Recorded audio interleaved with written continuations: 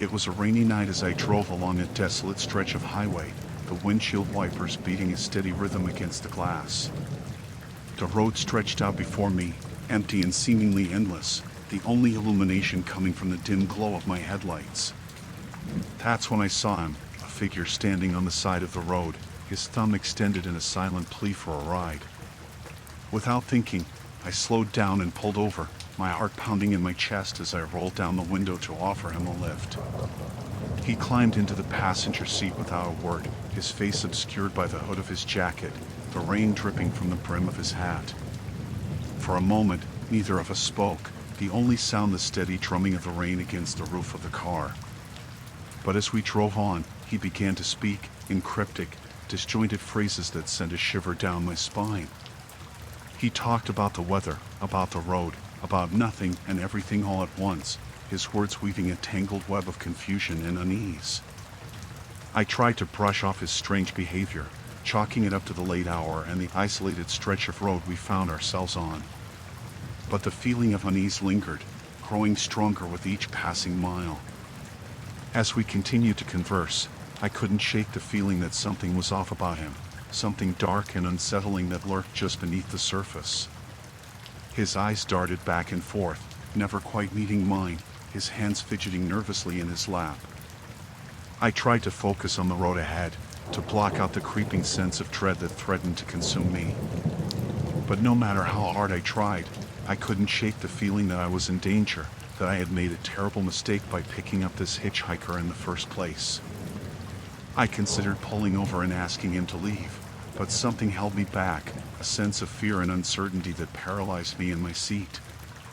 And so, I continued to drive, my mind racing with thoughts of escape and survival. But just when I thought things couldn't get any worse, he reached into his pocket and pulled out a knife, a gleaming blade that glinted in the dim light of the car. My heart leapt into my throat as I realized the danger I was in, the adrenaline coursing through my veins as I fought to keep control of the car.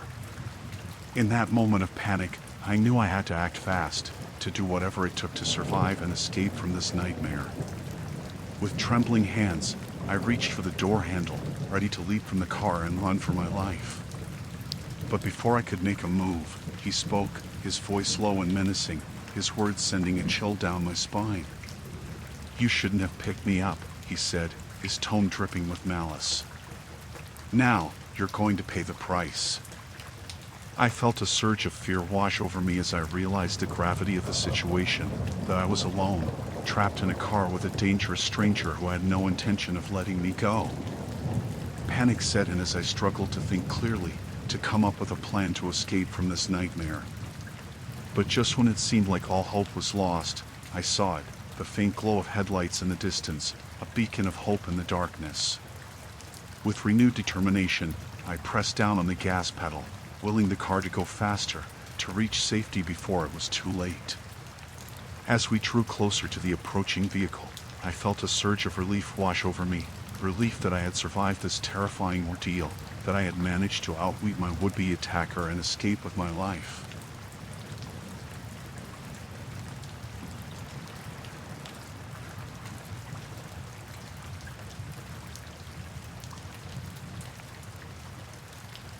I'll never forget the day my partner and I stumbled upon something straight out of a nightmare.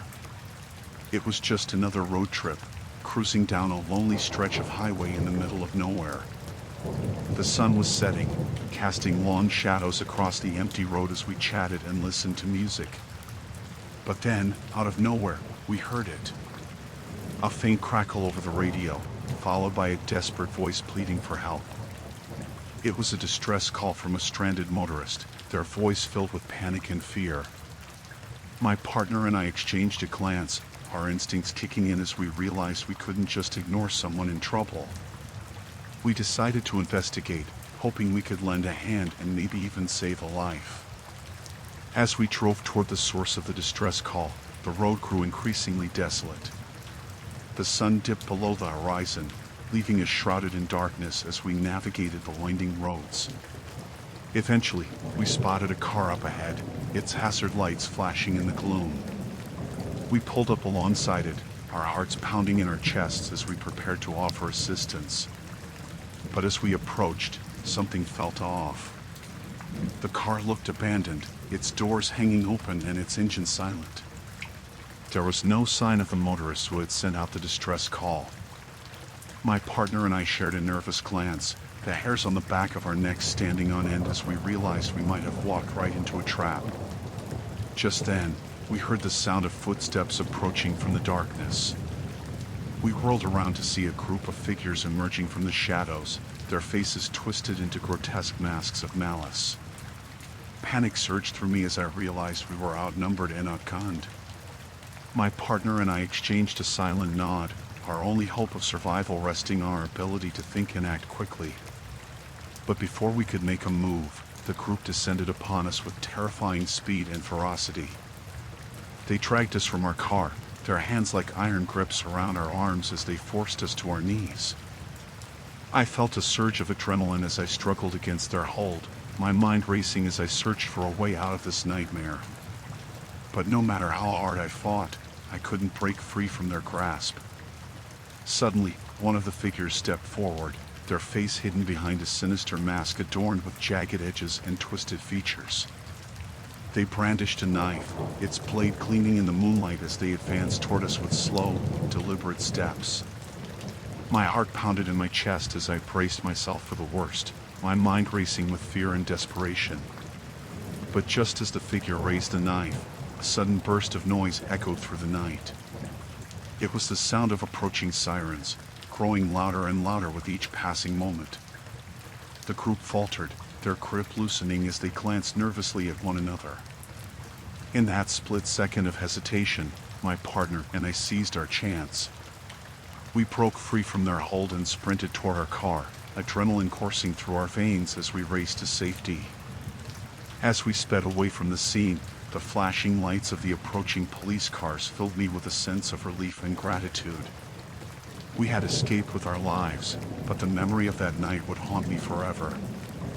To this day, I can't shake the feeling of terror that washed over me in those dark moments.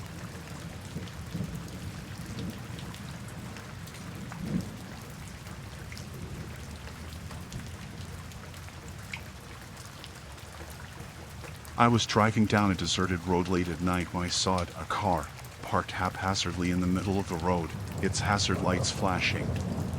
At first, I thought it might have broken down, but as I got closer, I could see that something wasn't right. There was no one around, no sign of the driver anywhere. I hesitated for a moment, wondering if I should turn around and find another route, but something compelled me to stop and investigate. I pulled up behind the car and got out, my heart pounding in my chest. As I approached, I could see that the driver's side door was hanging open, swinging gently in the breeze. I peered inside, half expecting to find someone slumped over the steering wheel, but the car was empty. That's when I noticed it, a piece of paper, folded neatly on the dashboard. I reached out and unfolded it, my hands trembling as I read the words scrawled across the page. "Help me," it said, the letters smeared with what looked like blood. My stomach churned as I realized what I was holding, a cry for help from someone in trouble. Without thinking, I turned and ran back to my car, fumbling with the keys as I tried to start the engine. But before I could pull away, I heard a noise coming from the darkness beyond the road, a low, guttural sound that sent a shiver down my spine. I looked up to see a figure emerging from the shadows, moving towards me with slow, deliberate steps. My blood ran cold as I realized that whoever had left that note was still out there, watching and waiting. Panic set in as I realized that I was trapped, with no way to escape. I frantically searched for my phone, but it was nowhere to be found, lost in the chaos of the moment.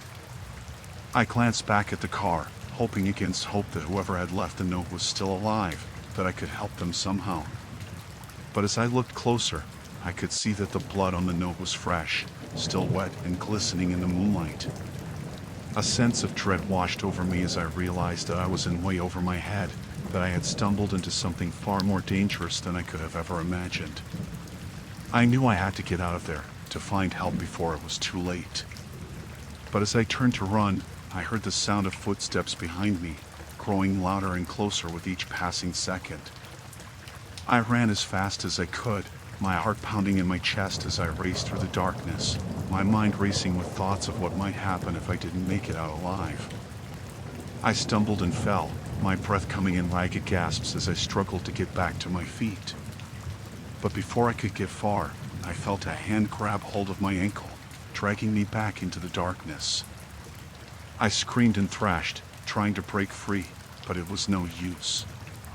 The grip on my ankle only tightened, pulling me further and further away from safety. I fought with every ounce of strength I had left, determined not to go down without a fight. But as I looked up into the face of my attacker, I knew that I was no match for them. I closed my eyes and braced for the worst, but instead of feeling a blow or a knife at my throat, I heard a voice, low and urgent. "Run," it said, and I didn't need to be told twice. I scrambled to my feet and took off, not daring to look back until I was safely out of sight. When I finally stopped running, I collapsed on the ground, shaking and gasping for breath. I had no idea what had just happened, or how I had managed to escape with my life.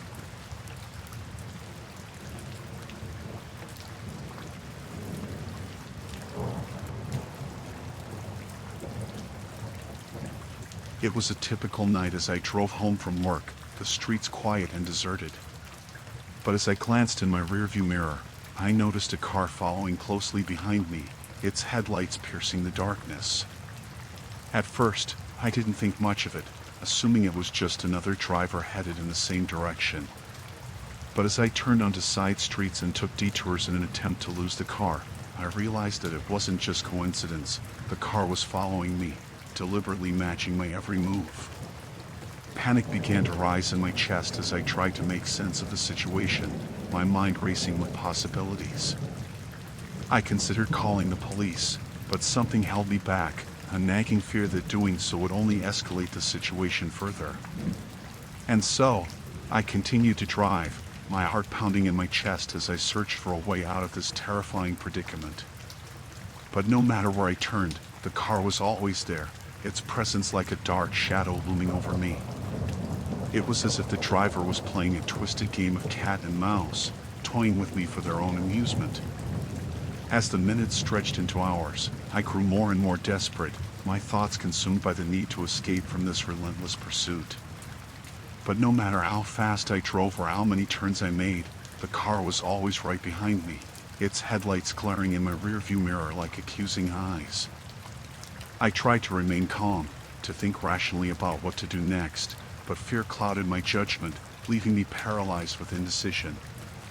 And then, just when I thought things couldn't get any worse, the car pulled alongside me, the driver's face hidden in the darkness.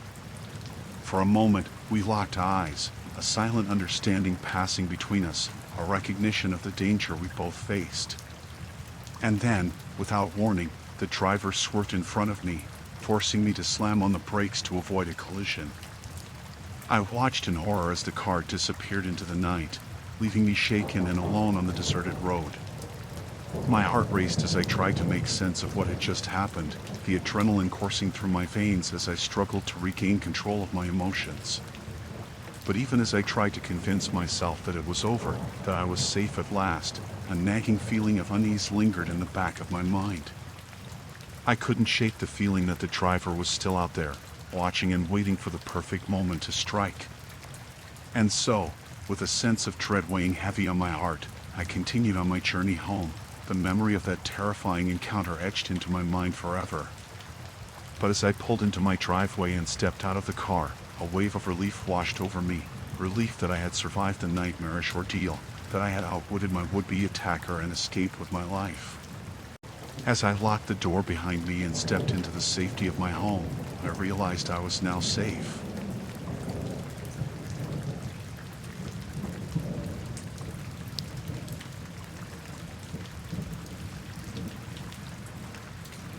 It all started innocently enough. My partner and I were on a road trip, enjoying the freedom of the open road as we traveled through the countryside. We had no set destination, just a desire to explore and see where the journey would take us. As we drove, we noticed a sign for a small town that we'd never heard of before. Intrigued, We decided to take a detour and see what it had to offer. But as we entered the town, something felt off. The streets were eerily quiet, with not a soul in sight. It was as if the entire town had been abandoned. Despite our unease, we pressed on, our curiosity getting the better of us as we explored the empty streets and crumbling buildings.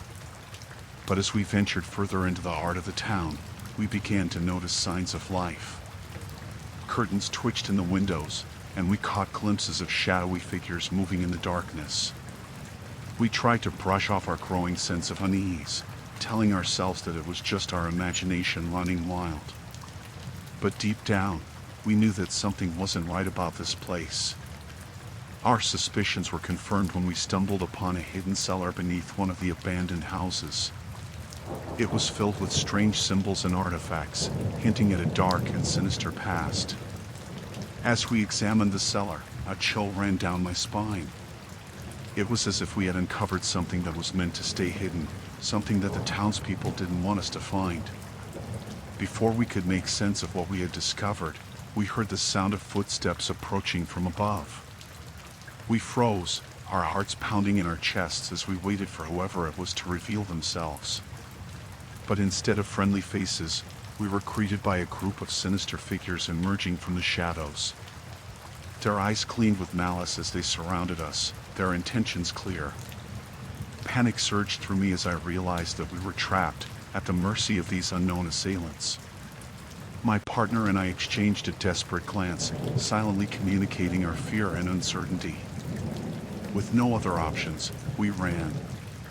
We dashed through the narrow streets, our breath coming in ragged gasps as we fled from our pursuers. But no matter how fast we ran, they were always one step behind us. It was as if they knew the town like the back of their hands, anticipating our every move with chilling accuracy. As we ducked down alleyways and darted between buildings, I could feel the weight of fear pressing down on me. It was a primal terror, the kind that made my heart race and my palms sweat with adrenaline. But despite the odds stacked against us, we refused to give up. We pushed ourselves to the limit, driven by the instinctual desire to survive at all costs. Finally, after what felt like an eternity, we saw our chance for escape. A narrow gap between two buildings led to the outskirts of town, offering us a fleeting glimpse of freedom. We sprinted toward the opening, our lungs burning with exertion as we raced to put as much distance between us and our pursuers as possible.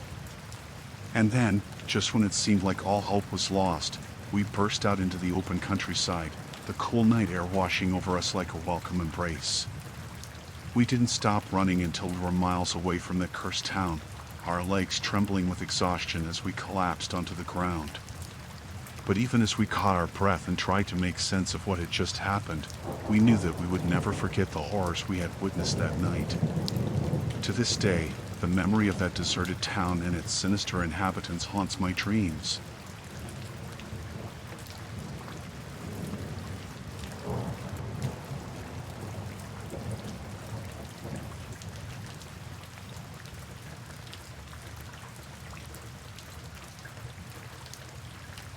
So, I was driving alone on this long stretch of road, you know.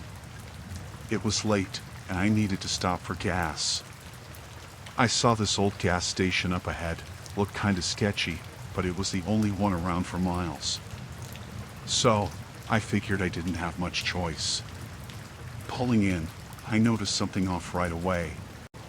There were no other cars, no lights on inside, nothing.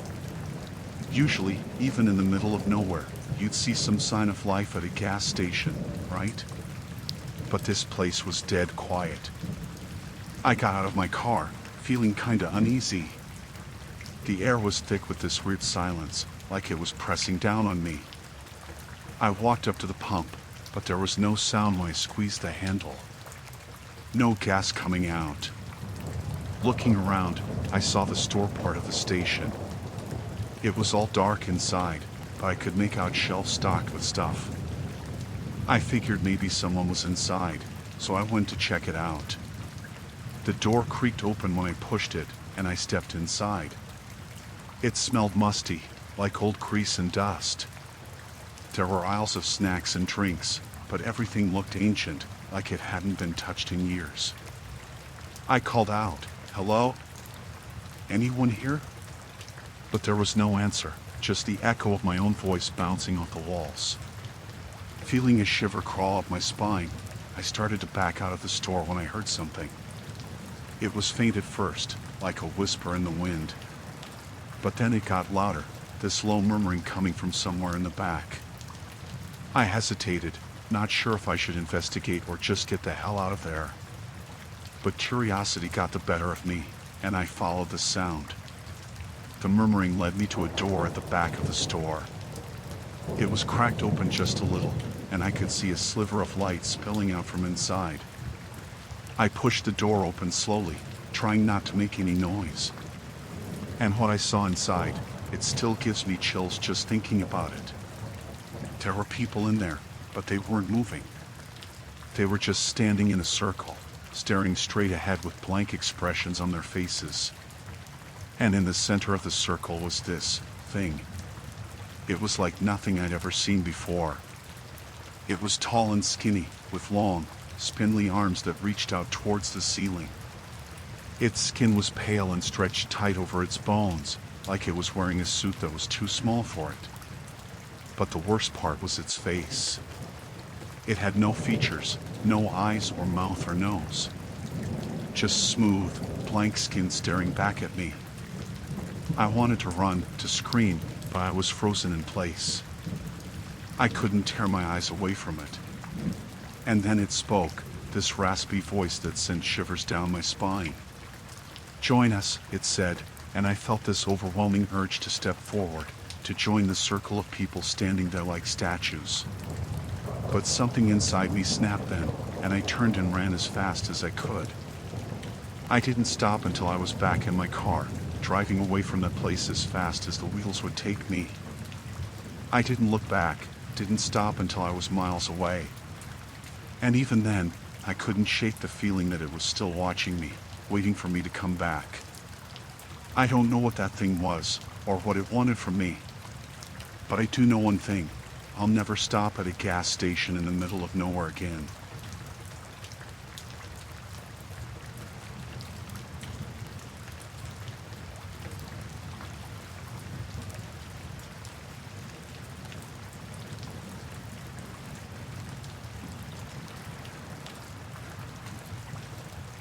We were on our way back from a road trip, cruising down the highway, laughing and joking as we reminisced about the adventures we'd had. But then, disaster struck. Somehow, we missed our exit, and before we knew it, we found ourselves in the heart of a rundown neighborhood. At first, we weren't too worried. We figured we could just turn around and find our way back to the highway. But as we drove deeper into the neighborhood, we realized that things weren't as simple as they seemed. The streets were empty, the buildings dilapidated and covered in graffiti. It was like something out of a horror movie. We tried to keep calm, reassuring each other that we'd find our way out soon. But as we turned down yet another deserted street, we saw them, a group of locals, standing on the corner, watching us with cold, hostile eyes. Instinctively, we knew that something wasn't right. These weren't just ordinary people going about their business. There was something menacing about them, something that sent a shiver down our spines. As we drove past, they began to follow us, their footsteps echoing ominously on the quiet streets. Panic began to rise in my chest as I realized that we were in trouble, big trouble. We tried to lose them, taking random turns in the hopes of shaking them off our tail. But no matter what we did, they were always there, lurking in the shadows, waiting for us to slip up. And then, just when we thought things couldn't get any worse, our car suddenly sputtered and died, leaving us stranded in the middle of the street. We were sitting ducks, completely at the mercy of our pursuers. As the locals closed in on us, their faces twisted with malice, we knew that we had to act fast if we wanted to get out of this alive. With trembling hands, we locked the doors and huddled together, praying for a miracle. But it was no use.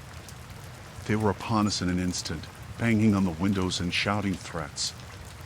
We were trapped, with nowhere to run and no one to help us. Just when it seemed like all hope was lost, a flicker of movement caught my eye, a narrow alleyway, hidden behind a row of dumpsters. It was our only chance. With a desperate cry, I urged my friends to follow me as I sprinted towards the alley, our pursuers hot on our heels. We ducked into the narrow passage just in time, the sound of their angry shouts fading into the distance. For what felt like hours, we stumbled through the maze of alleys and back streets, never daring to look back for fear of what we might see. But finally, just when we thought we couldn't go on any longer, we stumbled out onto a main road, our hearts pounding with relief. We flagged down a passing car and begged the driver to take us to safety, explaining our harrowing ordeal in breathless, disjointed sentences. And though they looked at us with skepticism, they must have seen the fear in our eyes, because they agreed to help us without hesitation. As we drove away from that nightmare neighborhood, leaving behind the horrors that had threatened to consume us, I couldn't help but feel a profound sense of gratitude for our narrow escape, and for the chance to live another day.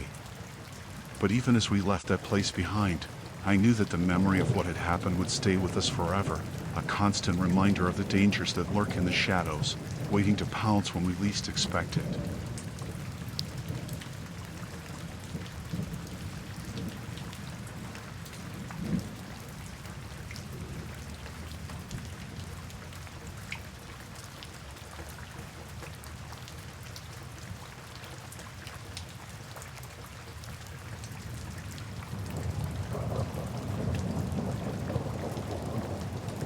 We were just a group of friends looking for adventure, seeking something to break the monotony of our everyday lives. So when we heard about an old, forgotten road that supposedly led to nowhere, we knew we had to check it out. The road was nothing more than a dirt track, barely visible beneath a tangle of overgrown vegetation. It was as if nature itself was trying to reclaim what had been lost to time. Undeterred, we set out on foot, pushing our way through the dense undergrowth as we followed the winding path deeper into the wilderness. With each step, the world around us seemed to grow darker, the trees looming overhead like silent sentinels. But it wasn't just the oppressive atmosphere that gave us pause, it was the eerie silence that surrounded us, broken only by the occasional rustle of leaves or the distant cry of a bird. As we pressed on, our nerves on edge, we began to notice strange markings carved into the trees, symbols that seemed to pulsate with an otherworldly energy. It was as if the forest itself was trying to warn us away, to tell us that we were not welcome in this place. But we were determined to press on, to unravel the mystery of the forgotten road no matter the cost. And so we continued, our hearts pounding with a mixture of fear and excitement. As the sun began to sink below the horizon, casting long shadows across the forest floor, we realized that we had been walking for hours, yet still, there was no sign of civilization. It was as if we had entered another world entirely, one untouched by the passage of time. And then, just when we were about to turn back, we stumbled upon it, a clearing in the forest, bathed in the soft glow of moonlight.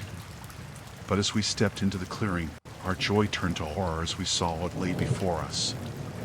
Scattered across the ground were the remains of something or someone. Bones gleamed white in the moonlight, picked clean by scavengers, while tattered scraps of clothing hung from the branches like macabre ornaments. We stood frozen in shock, unable to tear our eyes away from the grisly scene before us. It was a stark reminder of the dangers that lurked in the darkness, waiting to claim unsuspecting victims. But it wasn't until we heard the sound of footsteps echoing through the trees that we realized we were not alone. Someone, or something, was out there, watching us from the shadows. With a sense of mounting dread, we turned to flee, but it was too late. They were upon us in an instant, emerging from the darkness with faces twisted into grotesque masks of rage. We ran as if our lives depended on it, crashing through the underbrush in a blind panic as we struggled to put as much distance between us and our pursuers as possible. But no matter how fast we ran, they were always one step ahead, their voices taunting us from the darkness as we stumbled and fell, our bodies bruised and battered from our desperate flight. It was only when we reached the edge of the forest, our lungs burning with exertion, that we dared to look back. And what we saw chilled us to the bone. Standing at the edge of the clearing, bathed in the soft glow of moonlight, were the figures of our pursuers, but they were not human. Their forms were twisted and distorted, their eyes glowing with an otherworldly light. With a cry of terror, we turned and fled into the night, our hearts pounding with fear as we raced back towards civilization, vowing never to return to that cursed place again.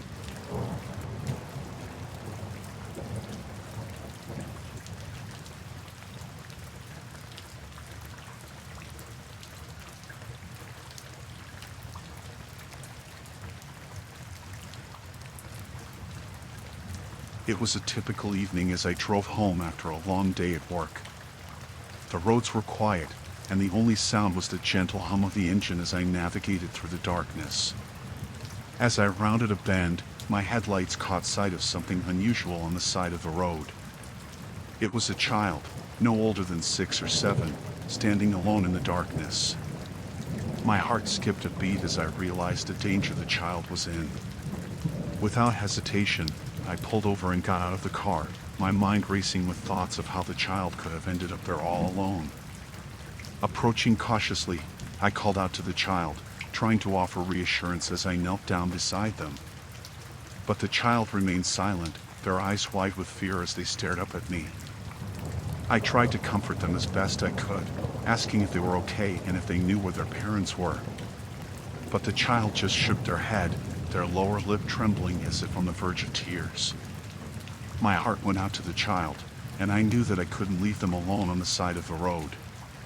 Without a second thought, I picked them up and carried them back to my car, wrapping them in my jacket to keep them warm. As I drove, I tried to make sense of the situation. How had the child ended up on the side of the road all alone? And where were their parents? But the more I thought about it, the more uneasy I felt. There was something about the whole situation that didn't sit right with me, a sense of foreboding that made my skin crawl. Despite my misgivings, I pressed on, determined to do whatever I could to help the child. But as I drove, a nagging voice in the back of my mind warned me that things were not as they seemed. I decided to take the child to the nearest police station, hoping that they could help reunite them with their family. But as I pulled into the parking lot, a wave of dread washed over me. The station was deserted, the lights flickering ominously as if mocking my attempts to seek help. I hesitated, unsure of what to do next as I looked down at the child sleeping peacefully in the back seat. With a sinking feeling in my stomach, I realized that I was on my own. But despite the danger, I knew that I couldn't just abandon the child to whatever fate awaited them. I resolved to take matters into my own hands, determined to get to the bottom of the mystery and ensure the child's safety. But as I drove, I couldn't shake the feeling that I was being watched, that someone or something was following me every step of the way. The sense of unease only grew stronger as I reached the outskirts of town, the darkness pressing in around me like a suffocating blanket. I felt as if I was walking into a trap, with no way of knowing what horrors awaited me on the other side. But despite my fear, I pressed on, my determination to help the child overriding any sense of self-preservation. And as I navigated the winding roads, I vowed to do whatever it took to bring them to safety. Finally, after what felt like an eternity, I arrived at the address the child had given me. It was a rundown house on the outskirts of town, its windows boarded up and its front yard overgrown with weeds. I hesitated for a moment, my hand hovering over the door handle as I prepared myself for whatever lay ahead. And then, with a deep breath, I pushed open the door and stepped inside. The house was dark and silent, the only sound the faint creaking of floorboards beneath my feet. I called out, hoping to elicit a response, but there was no answer.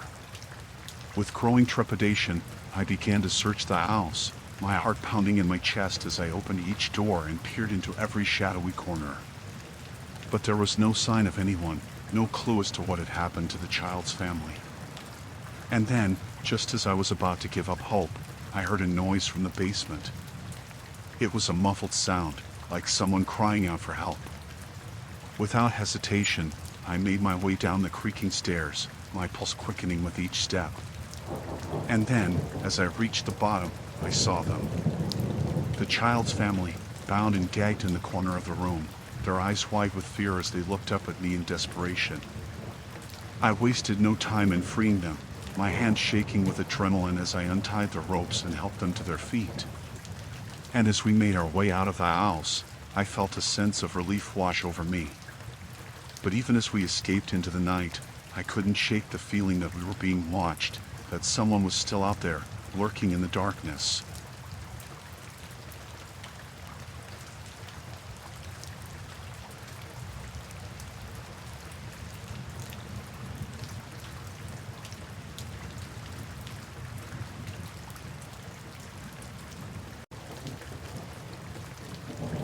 I had just finished up some repairs on a car at the shop, and it was already late into the night when I finally got the chance to take it out for a test drive. The road was quiet, just the hum of the engine and the sound of tires on pavement as I cruised along the deserted streets. As I rounded a bend, my headlights caught something up ahead, a figure standing in the middle of the road, motionless. I slammed on the brakes, my heart racing as I tried to make out what it was. But before I could react, I felt the car swerve out of control, fishtailing wildly before careening off the road and into a ditch. The impact was jarring, the airbag deploying with a loud bang as the world spun around me. For a moment, I was disoriented, the sound of my own heartbeat pounding in my ears as I struggled to catch my breath. But as the dust settled and the ringing in my ears subsided, I knew I had to get out of the car and assess the damage. I fumbled with the door handle, my hand shaking as I pushed it open and stumbled out onto the road. The night air was cold and still, the only sound the distant chirping of crickets and the occasional rustle of leaves in the breeze. I could see the figure now, standing in the glow of my headlights, unmoving. I called out to them, my voice shaky with adrenaline, but they didn't respond. They just stood there, watching me with an intensity that sent a chill down my spine. I knew I needed to get help, to call someone and let them know what had happened. But as I reached for my phone, I realized with a sinking feeling that it was nowhere to be found. It must have been thrown from my grasp during the crash, lost somewhere in the darkness. I cursed under my breath, feeling a wave of panic rising in my chest as I realized just how isolated I was out here on this deserted road. I glanced back at the figure, half expecting them to have disappeared into thin air, but they were still there, watching me with those cold, unblinking eyes. I knew I had to do something to get out of this situation before it got any worse. With trembling hands, I reached into the car and popped open the glove compartment, searching desperately for anything that could help me. And then, just as I was about to give up hope, my fingers closed around something cold and metallic, a flashlight. I flicked it on, bathing the surrounding area in a bright beam of light as I stepped cautiously away from the car and toward the figure in the road. As I got closer, I could see that it was a man, dressed in dark clothes and wearing a hood pulled up over his head. He didn't move as I approached, didn't even flinch when the beam of light from my flashlight illuminated his face. I called out to him again, louder this time, but still he didn't respond. It was like he was in some kind of trance, lost in his own world and oblivious to everything else around him. I didn't know what to do. Part of me wanted to run, to get as far away from this strange man as possible. But another part of me felt a strange sense of obligation, a need to help him in whatever way I could. And so, with a deep breath, I reached out and gently touched his shoulder, hoping to snap him out of whatever trance he was in. But as soon as my hand made contact with his skin, I felt a jolt of electricity shoot through me, like a bolt of lightning striking from out of nowhere. I stumbled backward, my heart pounding in my chest as I stared at the man in shock. He hadn't moved, hadn't even blinked, but somehow I knew that he was the cause of everything that had happened tonight. I turned and ran, my feet pounding against the pavement as I sprinted down the road, away from the car and the strange figure that had caused all of this chaos. I didn't stop running until I reached the nearest town, where I collapsed on the sidewalk, gasping for breath and shaking with fear. It took me a long time to gather the courage to go back and retrieve the car, but when I did, there was no sign of the man or the strange presence that had haunted me that night. It was like he had never been there at all. To this day, I still don't know what happened out there on that deserted road, or who that strange figure was. But one thing's for sure, I'll never forget the terror I felt that night, or the feeling of being utterly alone in the darkness.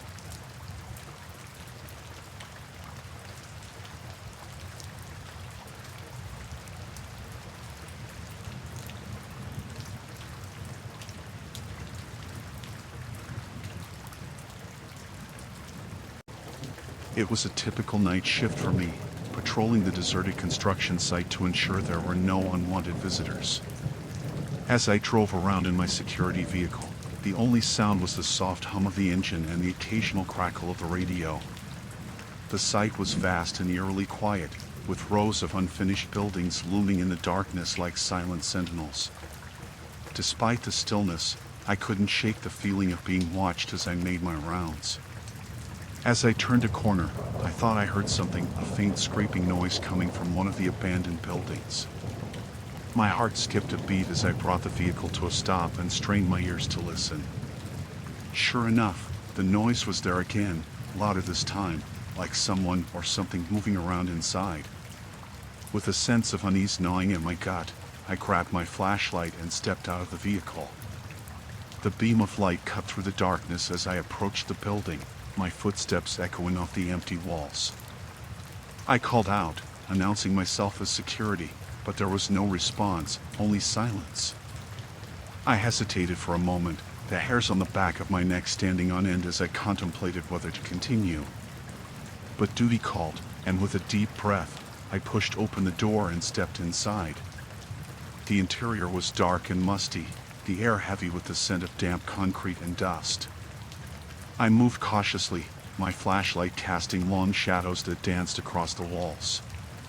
As I made my way deeper into the building, the noises grew louder, echoing off the empty corridors like whispers in the night.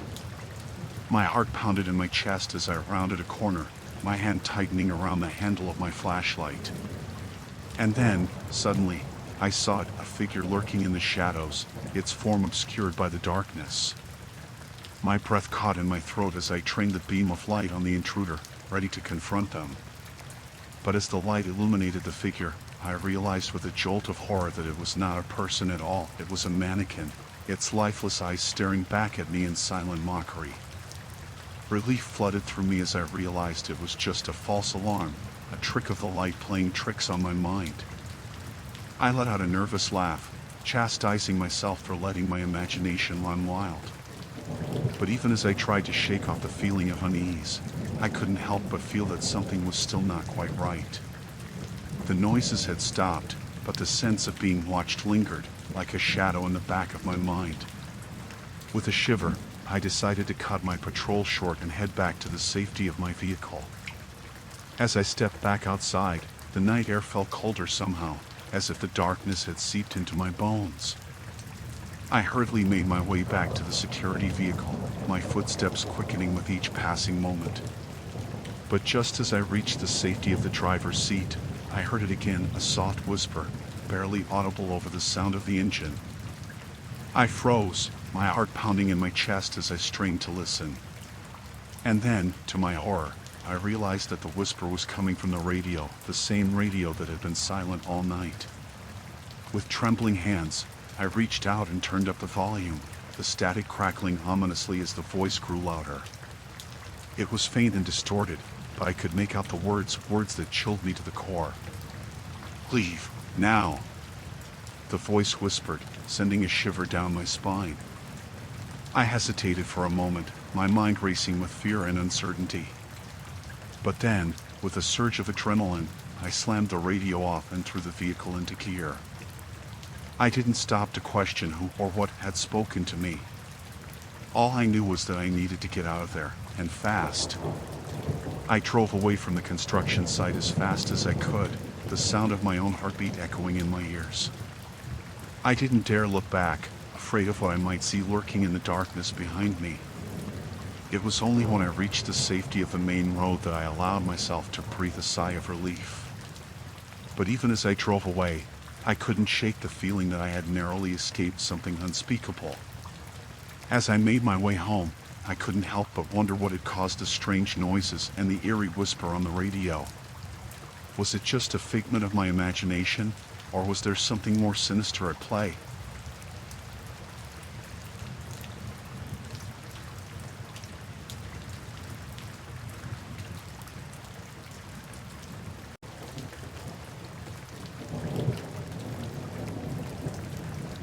I was in the middle of my usual late-night Uber shift, cruising through the city streets with only the glow of streetlights to guide me. The night was quiet, the occasional car passing by as I waited for my next ride request to come in. When the notification finally popped up on my screen, I accepted it without hesitation and headed toward the pickup location. It was a dimly lit street, the aisles shrouded in darkness as I pulled up to the curb. As my next passenger approached the car, I felt a chill run down my spine. There was something unsettling about their demeanor, a sense of unease that lingered in the air as they climbed into the back seat. I tried to shake off the feeling as I confirmed their destination, but when they gave me an address in the middle of nowhere, my heart skipped a beat. It was the kind of place you only heard about in horror stories, isolated and desolate with nothing but wilderness for miles around. Despite my growing sense of apprehension, I forced myself to stay calm as I navigated the unfamiliar roads, the darkness pressing in around us as we ventured further and further from the safety of the city. As we drove, I couldn't shake the feeling that something was off about my passenger. They sat in the back seat, silent and still, their gaze fixed on something outside the window that I couldn't see. I tried to make small talk, to ease the tension that hung heavy in the air, but my passenger didn't respond. It was like they were lost in their own thoughts, oblivious to everything else around them. As we neared the address they had given me, my stomach churned with dread. The road was narrow and winding, the trees looming overhead like silent sentinels as we crept deeper into the darkness. And then, suddenly, we arrived at a lone house standing at the end of a long, gravel driveway, its windows dark and foreboding in the moonlight. I pulled up to the curb, my hands trembling on the steering wheel as I turned to face my passenger. But when I looked back, the back seat was empty. My passenger was gone, vanished into thin air without a trace. I panicked, my mind racing as I tried to make sense of what had just happened. Had it all been a hallucination, a trick of the light? But then, as I reached for the door handle to get out of the car, I heard it, a soft, whispered voice coming from the darkness outside. "Thank you for the ride," it said, sending shivers down my spine as I realized that I was now alone. Someone or something was out there in the darkness, watching me with unseen eyes. With a surge of adrenaline, I slammed the car into reverse and tore out of there as fast as I could, the sound of gravel crunching beneath my tires as I raced back toward the safety of the city. I didn't stop driving until I reached the brightly lit streets of downtown, where I pulled over and collapsed against the steering wheel, my heart pounding in my chest as I tried to catch my breath. I didn't know what had happened out there in the darkness, or who or what my passenger had been. But one thing was for sure, I would never forget the terror I felt that night, or the feeling of being utterly alone in the darkness with something sinister lurking just out of sight.